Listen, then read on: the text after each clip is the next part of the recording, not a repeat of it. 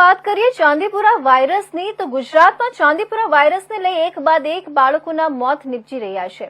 ત્યારે મહીસાગર જિલ્લામાં પણ એક બાળકીમાં ચાંદીપુરા વાયરસના શંકાસ્પદ લક્ષણો મળી આવ્યા હતા।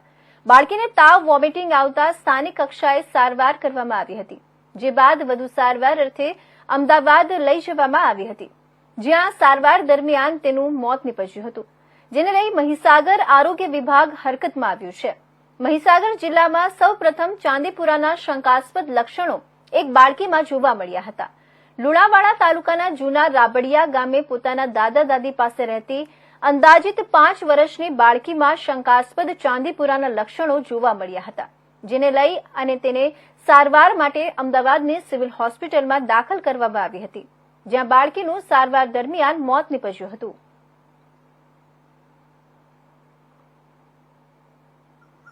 લુણાવાડા તાલુકાના પ્રાથમિક આરોગ્ય કેન્દ્ર ખારોલના જૂના રાબડિયા ગામે એક 5 વર્ષની બાળકીને ચાંદીપુરમ વાયરસના શંકાસ્પદ લક્ષણો જણાતા તેને અમદાવાદ સિવિલ હોસ્પિટલ ખાતે સારવાર માટે રિફર કરવામાં આવ્યા હતા। તારીખ 14/7/2024ના રોજ એ બાળકીનું મૃત્યુ થયું છે। આ માટે સદર વિસ્તારમાં આરોગ્યની ટીમો બનાવીને ઘેર ઘેર એન્ટીલાર્વર એક્ટિવિટી, ડસ્ટિંગ કામગીરી, ક્લોરિનેશન કામગીરી તથા સર્વેલન્સ કામગીરી કરવામાં આવી રહી છે અને અન્ય આવા લક્ષણોવાળા કોઈ કેસ જણાય તો તરત જ આરોગ્ય કેન્દ્રનો સંપર્ક કરવા જણાવવામાં આવ્યું છે।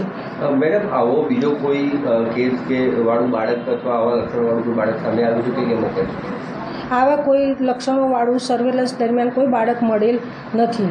2-4 દિવસ પહેલાં જાનવી નામની દીકરી છે 5 વર્ષની, એને ઠંડી તાવના લક્ષણો હતા, તો દવાખાને દવા કરાવી, પીએચસી ખારોલની અંદર પણ બતાવવામાં, ત્યારબાદ ના આરામ થતાં આગળ હોસ્પિટલમાં લઈ ગયા, ત્યાંથી પણ આરામ ન થતાં અમદાવાદ સિવિલની અંદર રિફર કરવામાં આવી। ત્યાં જતાં ત્યાંના ડૉક્ટરો દ્વારા ચેક કરતાં એમને ચાંદીપુર નામના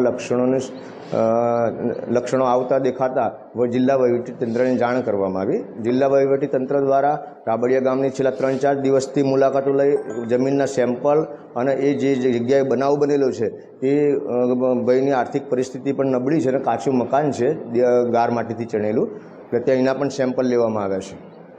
બાળકીની સ્થિતિમાં એવું છે કે ડેથ થઈ ગયેલ છે બાળકી। હા, આરોગ્ય ટીમ દ્વારા તપાસ કરવામાં આવે છે અને છેલ્લા 3 દિવસથી કામની પ્રવૃત્તિ ચાલુ જ છે।